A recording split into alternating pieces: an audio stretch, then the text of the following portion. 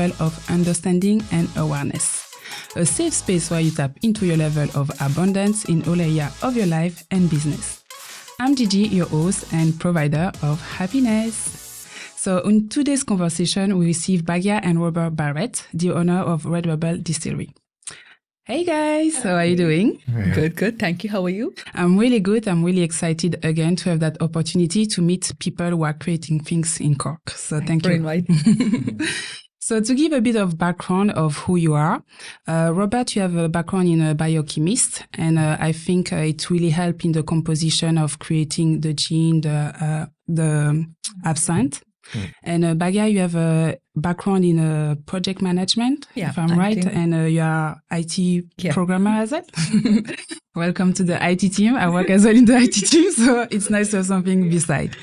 So people doesn't really know what exactly it requires to be in the distillery industry, the process. So as a flavor and as a alcohol or liquor you are managing, it's more gin and absinthe. So can you give a bit of what are the ingredients, what are the composition of absinthe and gin? I'd say we'll start off with our distillery. We set up Rebel City Distillery in 2020 June. Mm-hmm. I'd say Robert is the distiller, and I got into this industry by chance and by destiny. I'd say he's the man who makes a spirit, and I try to bring in my influences as well into the products which we make. I'd let Rob do the talking about the distillation. Yeah, so as you said, we make a gin and an absinthe. From a gin point of view, the mandatory botanical is juniper, but for our gin, we kind of downplay the juniper a little bit and emphasize more the pomelo, nutmeg, mace, cassia and cardamom that bag is sourced from a women's collective in Kerala. Great. Yeah, because we both are from two different parts of the world. So we love celebrating all the festivals, like Indian festivals of Diwali and also, Paddy's Day, Christmas. So there's something really beautiful about celebrating cultural diversities at home. So when we were thinking about making our first product, gin had a room for it because we could play with the flavors and we could blend both of our cultures together as well. And we wanted to create a gin which is quite modern, which is a little bit different than the traditional one. So as Robert said, we use less juniper, emphasis is more on the flavors, and flavors do the talking more. The signature botanicals which we use are coming from my homeland, Kerala in South India. Mm-hmm. Kerala is on the Western Ghats of India. It's something like Amazon. I'd say Amazon of India. Western Ghats have all the lovely spices. And so when Rob was saying, hey, look, we have to make a gin, I'm like, this has to come from my homeland. True. So it was a natural thing for us to do. And I found this women's collective, which is on the Western Ghats. They do sustainable farming as well, and the quality of produce is very good as well. And nutmeg, mace, cassia, cardamom and pomelo are the spices which gives our gin a distinctive flavor. So we launched this gin in 2020 during the COVID, and it's now in the market almost 3 years, really. Just come up. 3 years, I can't believe time is play. Because launching it during the pandemic, how was it for you? It was extremely hard, to be honest. It was very challenging. Obviously it wasn't the intention, but it kind of came up on us. So we installed the equipment in February 2020, with the expectation that we'd launch the gin into bars and restaurants first, so people would be able to sample it in a small scale before committing to a bottle purchase. But as it happened, we had to launch directly into shops instead, which was a big challenge. It was very challenging. People seeing the product first on the shelves, and it was challenging. But we tried to use as much as social medias, digital mediums, just to push it as much as possible. And there were a couple of bars and pubs within Cork who were good supporters of us, even from the time we launched, which was very crucial for us to even sail through the COVID. Yeah, because even for the creation of the recipe, how did you do it? Because everything was locked, so...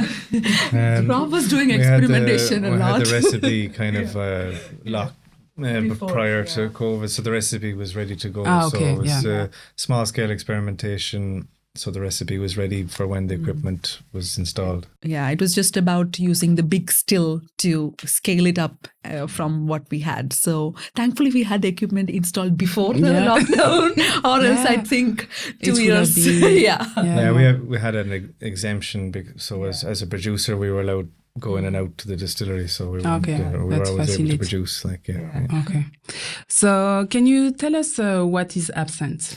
Absinthe, we launched Ireland's only absinthe last summer. Robert, say about So like gin, juniper is the element that needs to be in an absinthe. Then it's wormwood or absinthe in Latin, where the name absinthe comes from.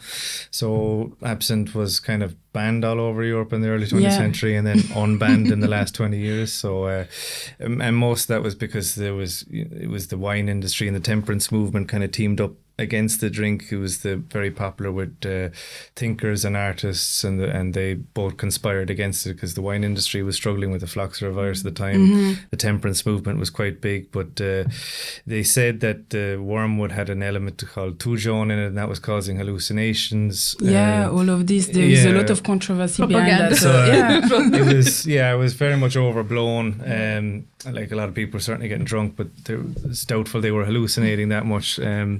But there is a limit on that toujon in absinthe that is produced. So the level of wormwood has probably declined in modern absinthes relative to the older ones. So wormwood is also really bitter. So that's why traditionally people would have it with a cube of sugar. They put the cold water sugar and then over it. But because we don't use that much wormwood, our absinthe is really not that bitter, so the sugar is not really necessary. The other two ingredients in the absinthe are more important for us, fennel and green anise. So it's actually more of an anisey licorice type flavour that comes in the end. And then the last thing is ours is a white absinthe, not a green absinthe. So we don't put herbs back into the absinthe, so we're not extracting chlorophyll, so it's not green. In our case, it's absinthe blanche, white absinthe. Because it's important to highlight that some people think it's a green flavor, but it's not only. That's great. As well, in terms of there is the cultural strength, because it's a strength definitely in what you are composing. So how do you incorporate that cultural influence in your product? So definitely when we created our first product, it was important for us to bring both of our cultures together in a product. So gin was a natural choice for us. So for our gin, our whole angle is about getting spices from India and blending and distilling it in our distillery in Cork. So it's like distilled in Cork with spices from India. So that's what it is. And in terms of absinthe, we source our botanicals from Europe because majority of the botanicals used in absinthe doesn't grow in Ireland. But when it comes to future products, like we plan to go into whiskey and vodka, so that would be more on an Irish kind of roots. That's what our thinking process at the moment is. Yeah, like my personal background is whiskey production, but like it's a question of resources as well. There's only 3 people in the company, and one of those people is doing the visitor center. So in reality, all production the sales, we are the marketing, mine. we are making. So it's like, it's too much for just 3 people team. So So as we grow the business, we'll be able to kind of branch out maybe into getting our own blends of whiskey, sourcing our own spirit, and releasing blends that would be matured by us. But until we grow the business and grow Maharani and the absinthe and the visitor center a bit more, we don't want to stretch ourselves too thin by going into too many products too soon. Yeah, totally understand. And also we see our gin, Maharani Gin, has a potential to kind of penetrate into different markets because it's a gin which says story of 2 cultures.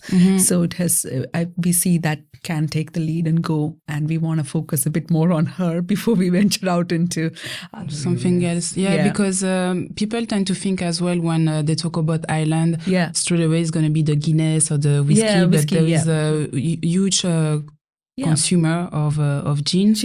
And with the Kinsale Festival as well during the summertime. So no, there is a demand that is there. There is, absolutely, and in which way do you contribute for the promotion and the preservation of your cultural tradition to your product? Because I think it's important as well to promote them, like you are doing with your ingredient, but to preserve that so your consumer can understand as well I think maybe during your tour you expressed that. So we do. Currently, we have a visitor center, which and we are open to public as well for tours and tasting and cocktail classes. And we are planning to launch an absinthe experience in a 1920s retro kind of theme. Congratulations! So May 6th, hopefully, it should be open to public. So that is a way where we can educate people about absinthe, about the culture back in those days as well. And we are located in an old industrial building, Ford building, which is a cultural landmark of Cork City. So we are happy that we could use that space as a home for our distillery as well. So people can come and see as well.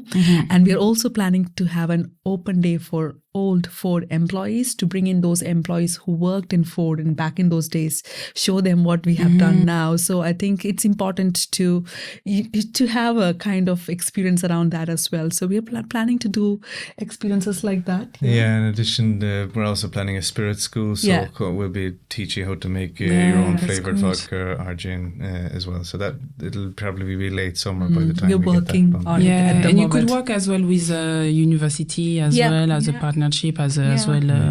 We do get a lot of students from MTU. We had a group from MTU and I mean, there's been inquiries from people like Carlo that do a course in brewing and distilling as well, and UCC does a food science thing. So there's been some discussions with collaborations with universities as well. Yeah, and that's great to see that, because not only you are implementing the strengths of diversity, but really living through it by putting the vision and extending the vision of the business. That's really great, but it's a lot of work, I guess.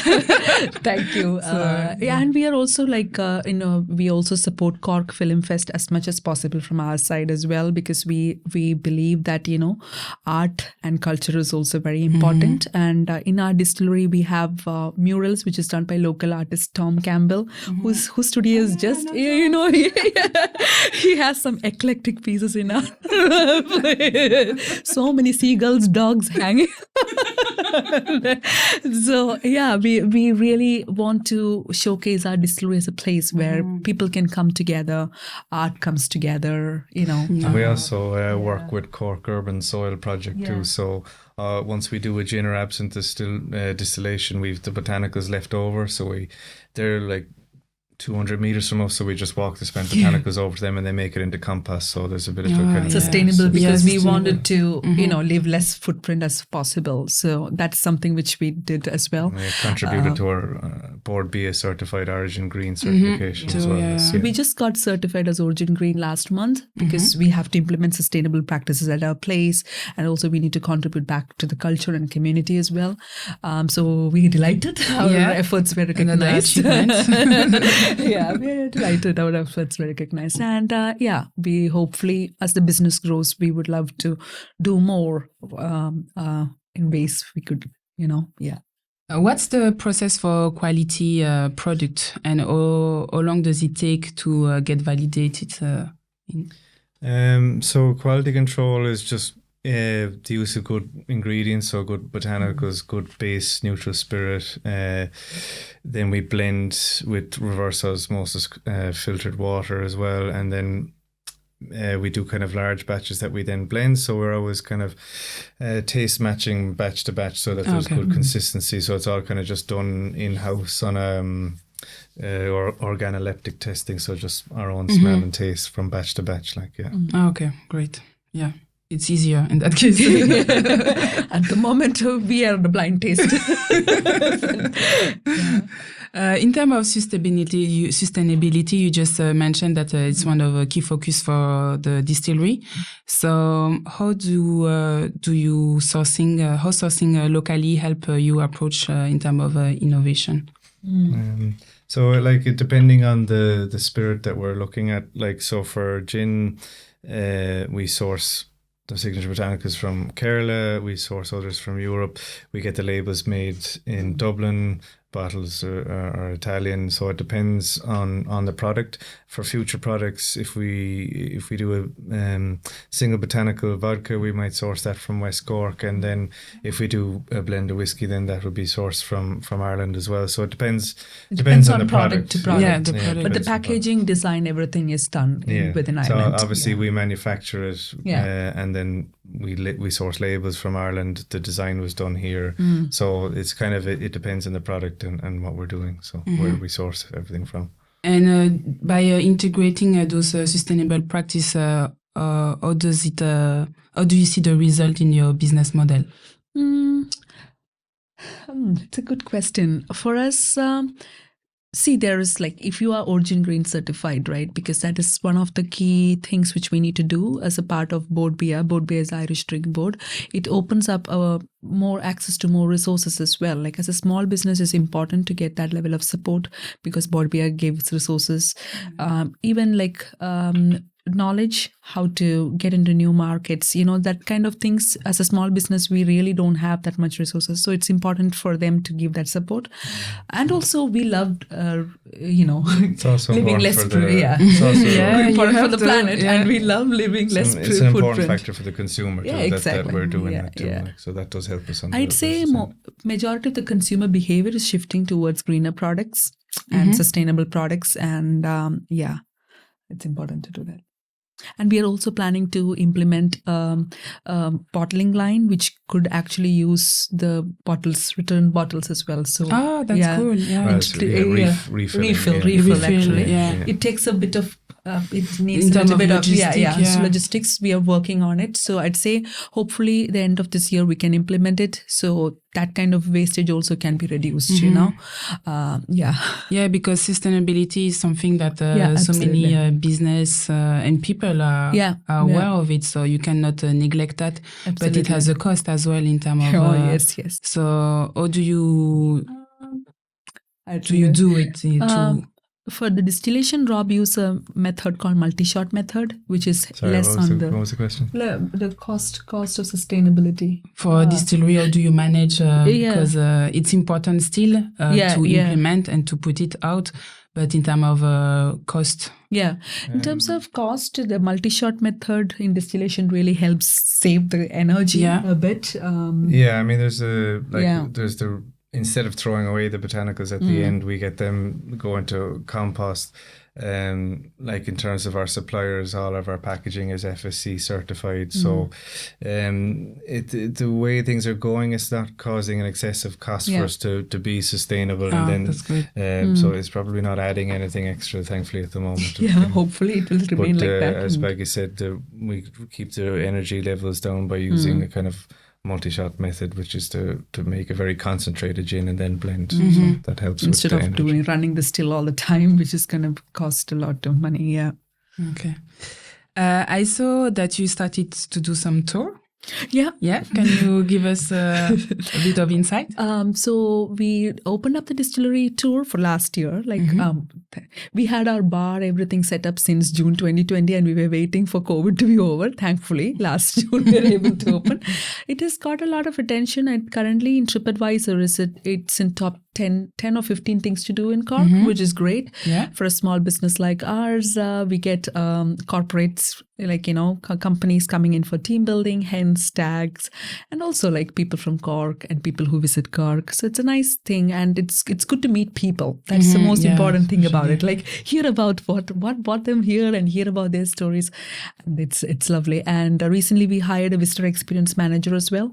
So she's taking care of it, and she's growing that part of the business. And currently another experience that Roisin will be doing as well is that we want to do a couple of tours a month in Irish language as well. And Roisin's a fluent Irish speaker. So want to implement that as well. Once a month. It will be a great idea, and it's only distillery in the Cork city. So if you want to do other tours, you have to really go 20-30 minutes drive. So it's in the city, and we really want to build that as a hub, like art, culture, language, a community. So that's also in the plan. I really forgot it from my head. And when are the dates or the auditor can know exactly one of the two? Everything is on our website, rebelcitydistillery.com. All the bookings are available, so you can pre-book any particular experience you want on the website. Yeah. Normally it is Thursday, Friday, Saturdays we do the tours, but for private tours, based on if there is a slot, we'll just get the people in, Okay. No worries. You should come down. So Marina Market. We are right next to Marina Market. Mm-hmm. So pop over sometime along with June. I will. We know as well that absinthe has a virtue in terms of herbal medicine, that it helps for stimulate the appetite, promote the production of bile, and relieve as well some digestion difficulties. So do you educate as well the herbal virtue? Unfortunately. The guidelines on alcohol don't allow you to make any health claims. So you kind of have But this absinthe is good as a digestive. So we say this is a digestive, but alcohol. Advertising, you cannot use that. Even for gin, the spices which we use in gin is used for Ayurveda in Kerala. Ayurveda is like holistic medicine, but we really cannot say it, unfortunately. It is what it is. Sorry. That was a tricky we question. didn't say anything. Gonna stay between us. Let's move on to entrepreneurship and business strategy in that case. How have you navigated the challenge of scaling a craft distillery business? To be honest, we launched into one of the most challenging times. We planned a lot to set up the business, and sometimes all the plans will not actually go as equip us. The only thing I think we learned is we need to adapt as quickly as possible, and we need to keep going forward. So we had to tweak our strategy to launch off trade first instead of on trade. So it is a learning which we had. We're very happy with the products that we make. The gin has got 5 awards. The absinthe has been finally entered into some awards now, so we'll see how we get on there. The visitor centre is well regarded. For a company our size, the big challenge is route to market and the resources on sales and marketing.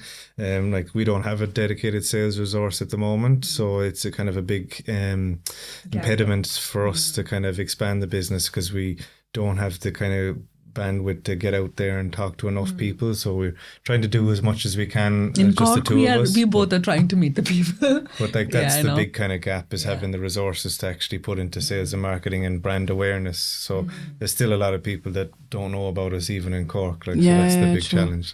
So we need some ambassador, guys. I will be yours. You'll be right fit. No, it's important, true. Because I think the spread out of when you start something, it's more based to people, no matter what, even though that there is social media, this kind of thing. It helps, but it's really the word of mouth. It is challenging, but let's see.